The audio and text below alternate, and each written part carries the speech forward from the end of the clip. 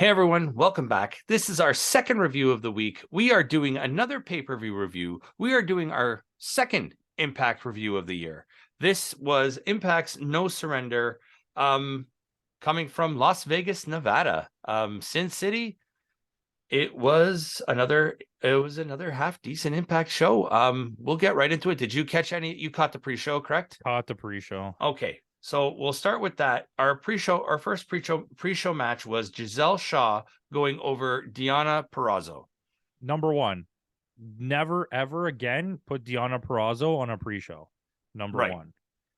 Number two, I have never seen anything good ever from Gisele. This match, she is actually pretty good. Yes. This was a half decent. Was it her that was pretty good, or was it Purrazzo that was making her look good? I don't know. I think she actually was pretty good, but obviously you're not going to doubt the skill of Purrazzo. Yeah.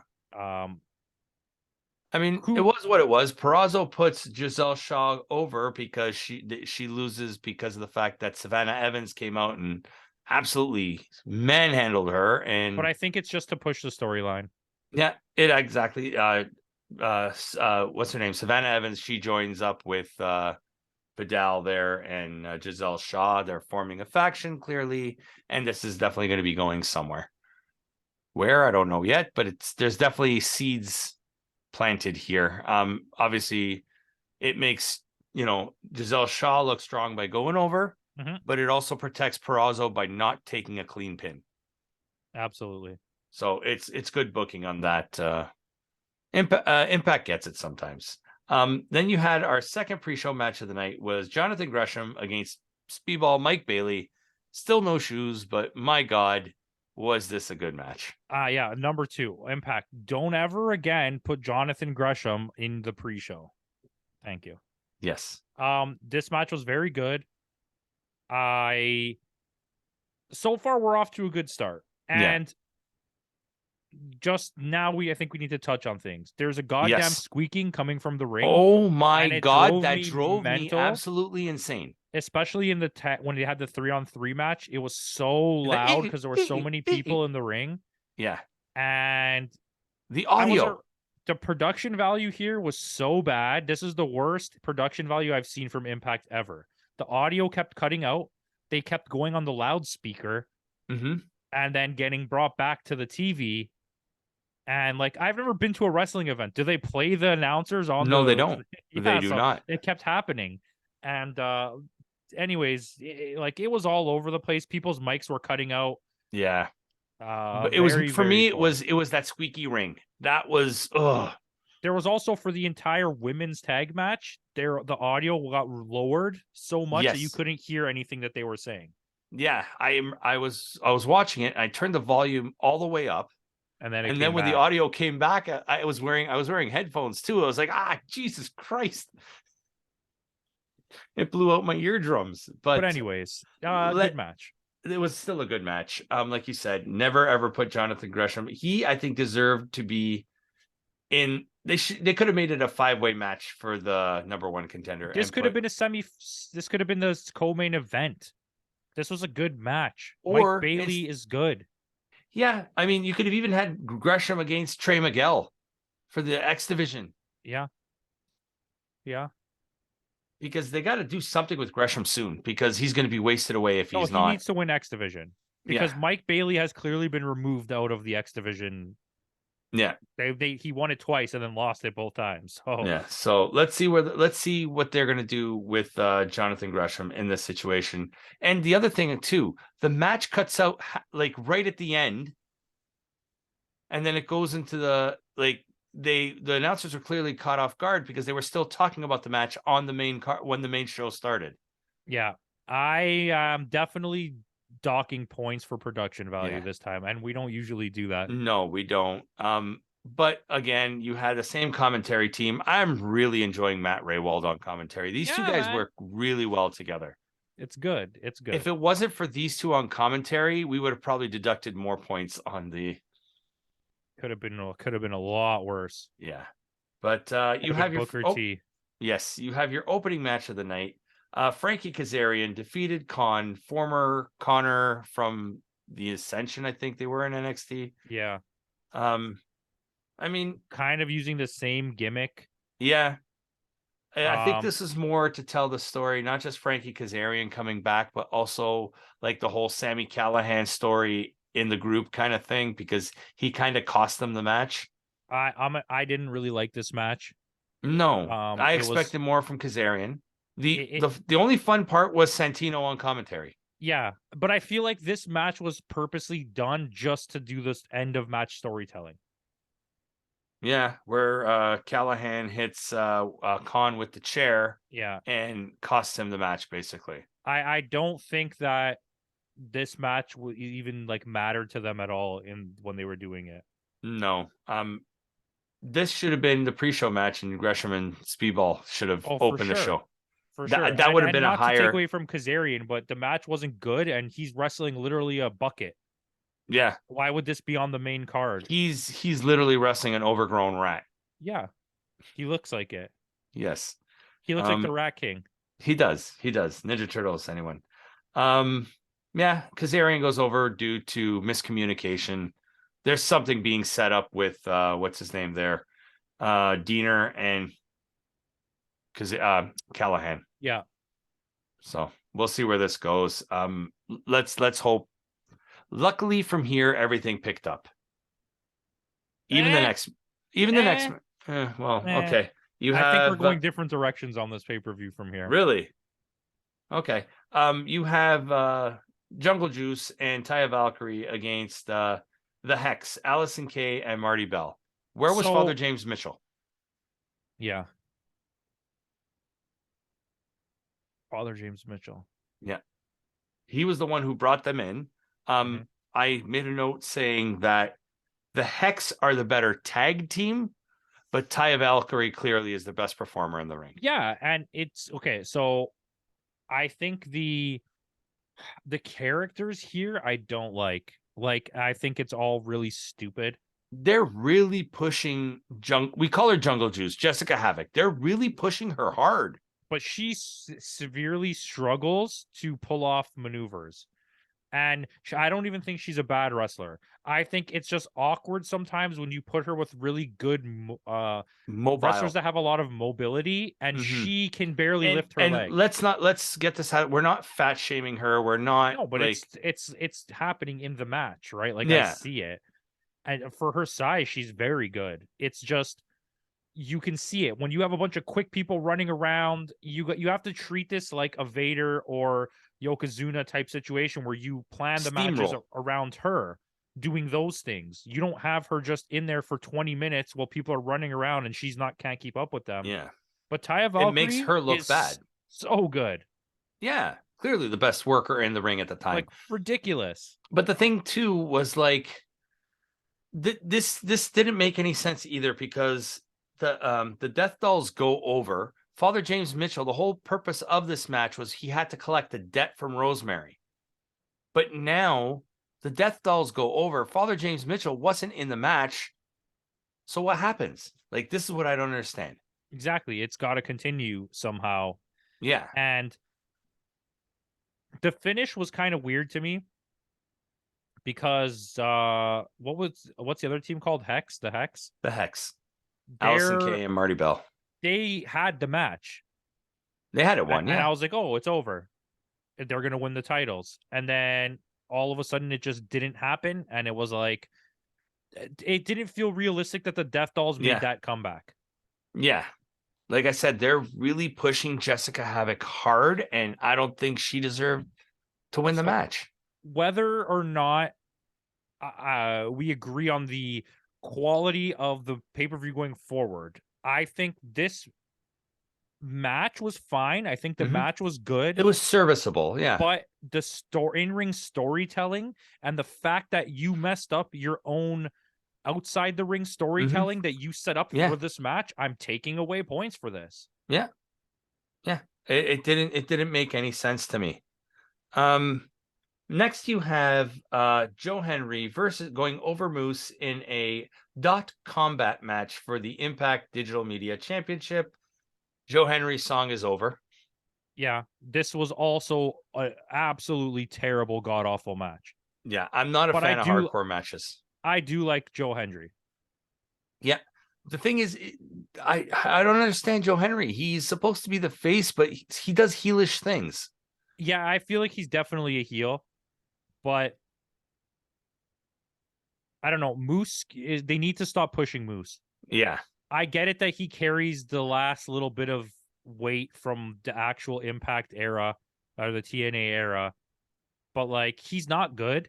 No. And every match is this match. For the company to move forward, they have to cut ties with Moose. That's I it. think so. Or you need to use him in a lower capacity as like a member of a faction, like a brute for a faction, because Yeah. he keeps getting put in these pay-per-view matches. Every pay-per-view we watch so far for Impact, he's on it. And it's like, why? I don't get it. You Yeah. have so much talent behind the scenes, and this is what you have Jonathan Gresham on your opening Yeah. your pre-show, and you're giving me this? And it was all gimmick. It was all Yeah. jokes. A computer chair, computer keys. Like, Yeah. oh, whoop-de-doo. I like the computer keys in the bag, like the keycaps I instead like of the thumbtacks. idea of what's happening. Yeah. Okay. With using those devices, and the remote control car was even funny. I laughed. Yeah. But it's like, if you're gonna give me a hardcore match, it better be a hardcore match. I want blood. Don't half-ass it. Yeah. Absolutely. Absolutely. I did like when they put the VR set on him and Moose is like doing the booty grab. Yeah, see, but that's like, oh, he didn't realize that you put a headset on him. Like, okay, like I couldn't do that. I thought it was funny though, but it was, but I thought the remote control car was funnier. Yeah. Yeah, when he when it hits his foot and he kind of just kicks it away. He's like, what's that supposed to do? And there was another scene where he pulled out the other remote control car and he whipped it at him. That looked like it hurt. Yeah, that definitely hurt. The keys definitely hurt too. He took 3 spots in the keys. Yes, he did. He did. So, but I mean, it wasn't like you said, they need to stop pushing Moose. I didn't really like this match either. Then they had a weird segment. They had a Busted Open live with Tommy Dreamer and Bully Ray. This was not good either. A big waste of time. Tommy Dreamer is not even remotely in the realm of Bubba on the mic. But they got to leave. If Tommy Dreamer's doing the booking for the company, let him just stay behind the scenes. Stop trying to push yourself. Oh, sorry, he's Bully Ray here. Sorry, my bad. Yeah. And it's like, I'm okay with them having this feud. I'm okay with both of them being part of the company. But I don't want segments of talking in storylines that don't matter. Yeah. With a guy who can't talk. Yeah. Like, he's not on the same. That? And it just also solidifies the fact that Bully Ray is such a great heel. Yeah, it is. And this is the thing that bothered me even more about this. Bully Ray went on that whole spiel, and you're like, you know what? Yes, both of these guys are legends, and they will be at each other's funerals. And then after all of that, you're just threw coffee in his face, and you're like, okay, what the hell am I watching? Yeah. Coffee that's been sitting there for 5 minutes. You know it's not hot anymore. Yeah. I don't know. It was a dumb segment. Next we go into a 4-way match to decide the number 1 contender to face the Impact World Champion, whoever it may be, at the end of the show. You had Steve Macklin going over Brian Myers, Heath, and PCO. Right away, 2 of these 4 people I know are not winning. Yes, but I got to say 4 things. PCO, PCO, PCO, PCO. The Canadian Frankenstein.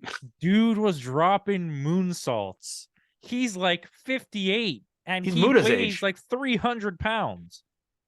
He did that moonsault to the outside.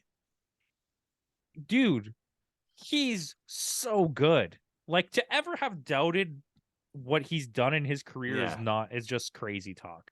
He's so over. He's the most over person in this whole company. I'm just gonna say it. Yeah, like everybody loves this guy, bro. They were cheering PCO before he even came out. Once they hear that little lightning thing, the whole crowd is just like. But he's fully embracing that Frankenstein gimmick. He had the bolts on the side of his neck, and I love that this is what Impact is doing well.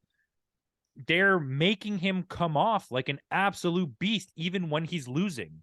Yeah. And there's so much coverage for him. Like, we know PCO wasn't going to win this match because we know he's going to fight Eddie Edwards. That's because Eddie Edwards comes out and absolutely rocks him with that shovel. Fuck yeah.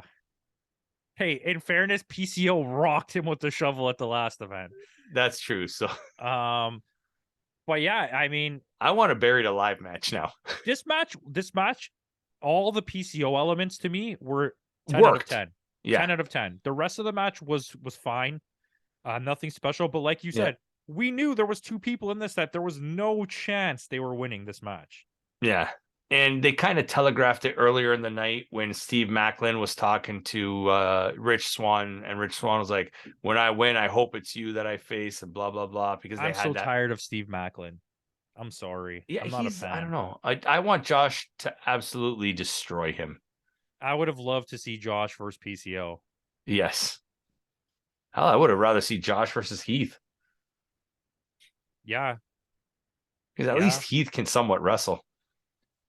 Oh, yeah, it's just a weird one, man. This match had shades of greatness, and it just got overshadowed by this weird storytelling and the fact that, like, in all fairness, didn't it? It did feel short. I don't think there was a match that went over 20 minutes except the final match.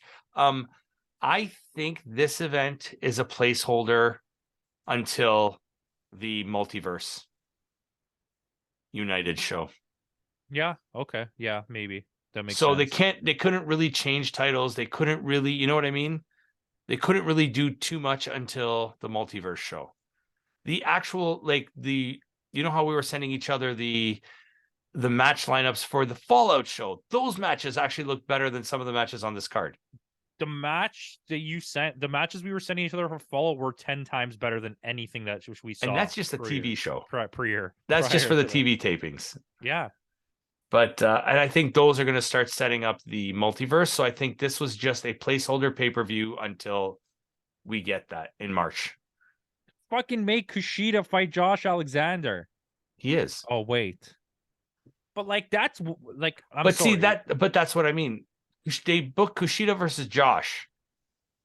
How do you know Josh was going to be you know what I mean?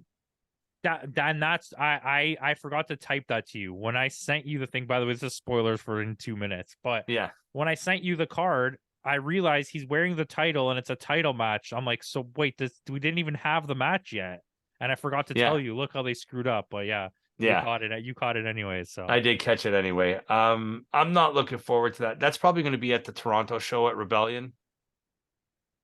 The Macklin versus, and clearly Macklin's going to lose because the week after they're doing Multiverse United, literally. And there's no way in Canada you're going to let Josh Alexander lose in his hometown, basically. Yeah. But yeah, I mean, for what it was fine. Next we have my match of the night. You think it's without a doubt everyone's match of the night? It was Bullet Club, Ace Austin, Chris Bey, and freaking Kenta. Yeah, Kenta's facing everywhere. Time Machine, which is Alex Shelley, Chris Sabin, and Kushida. So, yes, great, love it. They're doing some kind of storytelling with Chris Shelley kicking people. Alex Shelley, yeah. Alex Shelley. Or Chris Sabin. Chris Sabin was Chris kicking Sabin, sorry, yeah, my bad. Yeah, there's some kind of storytelling happening there where in the last like 3 matches they've had miscommunications. Sabin has kicked Alex Shelley in the head, and on this show he kicked Kashida too. Right after, immediately after, and I was like, this is kind of blatant storytelling. Like for all of this wrestling I've watched now, this is like too upfront. Like this is not subtle. Clearly that's what's going to happen because you are getting basically, you are going to get Bullet Club, Chris Bey, and Ace Austin against. They're going to win the titles, and I don't want it yet because I need 3 titles on them first. Yeah, and clearly it's going to be that miscommunication that's going to cost them the titles. And then they're going to split up again, and it's going to make me very sad. Yeah. As long as they don't face each other, I don't want them turning on each other. It's just we need to go I'd rather have them go our separate ways. I even put title match coming because Ace Austin pinned Chris Sabin. And that's the New Japan Strong. New Japan Strong, FTR versus Motor City Machine Guns. 1. and you call it 1 because we know we're going to get 3. Yes, All right? absolutely. Absolutely. This is the first time the Motor City Machine Guns have been pinned in a long time. Yeah, I knew this was going to happen because this was a way to put over Austin and Bey without. And these guys are so good. Like, they have such a great future as a tag team, these two. Dude, this all was great. You had Kenta was just fucking beating the crap out of people. Kushida's just flying around. There's one point where Bey and what's his name? Austin standing on the apron, and Bey does that flip over the top, and as he flips, he two sweets. And then Kenta, they're like, "Oh, he's getting ready to run out. He doesn't usually do this," and then he just stops.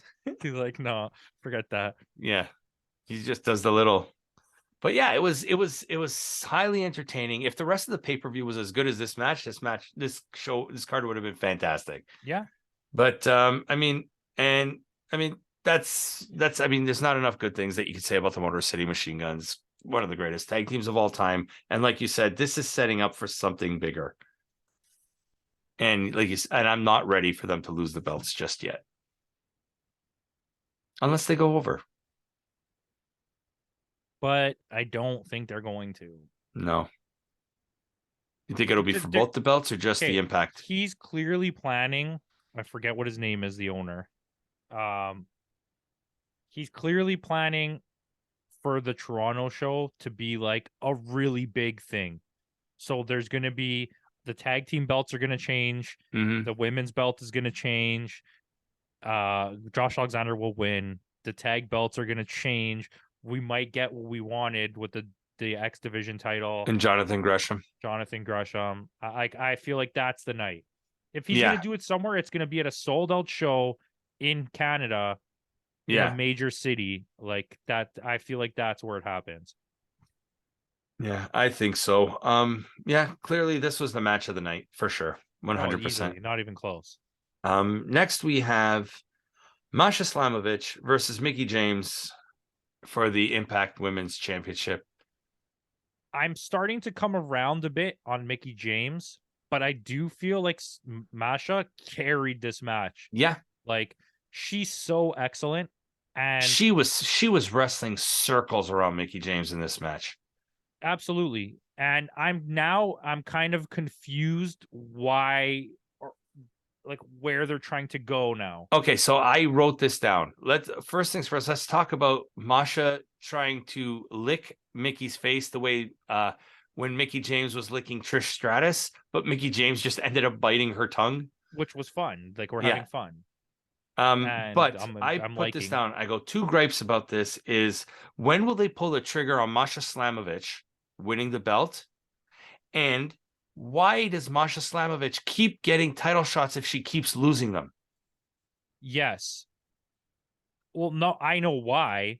Because it's always a banger fucking match. Right. But I mean, if anybody else were to lose 3, she's had what, 4 title matches now? Mickie James is Sasha Banksing right now. That's what we're going to call it from now on, Banksing. Yeah. Because she's holding this title by her name. Her name value is what's holding this title. And that's why I don't think Mickie James will lose the title, because at the Multiverse United, they've already announced Mickie James versus Mercedes Moné. And so, because there's no way Slamovich would go easy on Moné. No. But Mickie James puts over Moné, and now all of a sudden it looks like she looks good. Yeah. And it's a veteran wrestling thing. If you're a good wrestler, a really good veteran wrestler, this is what you do. But I feel like this was the person you needed to put over. Yeah. And you could have did that match with Moné without a title. Yeah. And to me, because if you let Moné double title, I'm giving up on like wrestling. Oh, I don't think they'll double. I don't think it's for the title. I think it's just champ, kind of like what they did with the Noah event. Yeah. Okay. And it's like, so this. Okay. First of all, I'm going to say this match wasn't anything special. It wasn't good. Bad. Yeah. I enjoyed it. I think it was good. It's one of the upper tier of women's matches this year, but it's not match of the year quality. No. And I think a lot of that was Masha really trying hard to carry this, and you could visibly see that. that Mickey James did some really cool things, but it was like in the end, there's no way you're telling me she won this match. Oh yeah. Like, what? Yeah, it's the way Masha just like manhandled her. So And they her- moved it, eh? Yeah. They moved Rebellion. It's April. Yeah. It was supposed to be March 24th. Yeah. So they moved it now. So we can go now. Yes, we can. Because I'm Yes, looking at it. we can. Yes. Yo, next Saturday. Hi everybody. We're still filming. I forgot Yes. that we were. I'm going to the WWE house show at the Oh. Coca-Cola Coliseum. Well, you will keep us posted and let us know how that goes. I will take a picture. A picture of Roman Reigns. No, please no. But yeah, it was an okay match. It wasn't anything. No, it was good, but it wasn't special. Yeah, it didn't feel special. And especially like you had arguably one of your top women off the card on the show in Jordan Grace. Yeah. And you had Deonna Purrazzo on the pre-show. Yeah. With such a deep roster and such talented women on the roster, like. And they have Taya Valkyrie tied up in a dumb tag team because they need to keep gold on her or she's going to walk. Yeah. Absolutely she will. But I mean, it was okay for what it was. I don't like what they're doing with Masha. Either pull the trigger with her or stop. Like, she can't keep. It would be like this match is like the tag team match. The issue that I had most with this match is the storytelling inside and around this match doesn't work. It wasn't cohesive. Yeah. I mean, the matches weren't bad. It just wasn't there. Yeah. With that, we're going into our main event of the night. It was Josh Alexander against Rich Swann. This is Rich Swann's rematch since losing the belt to Kenny Omega 2 years ago. Yeah, so I initially liked the storytelling leading up to this. Mm-hmm. This ended up being a pretty unremarkable match.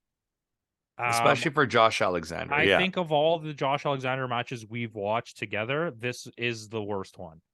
And it wasn't because either one of them was bad. It just didn't have a flow to it.